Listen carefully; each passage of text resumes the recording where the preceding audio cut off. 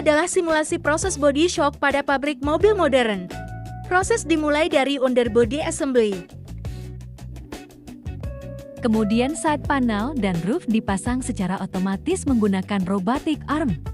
Ratusan titik pengelasan dilakukan oleh robot spot welding dengan kecepatan dan akurasi tinggi.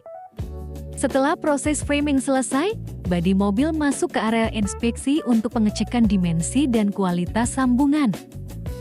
Bodi yang lolos quality control kemudian dikirim menuju paint shop untuk proses pengecatan. Seluruh proses berjalan otomatis menggunakan konveyor, sensor, dan sistem kontrol industri modern.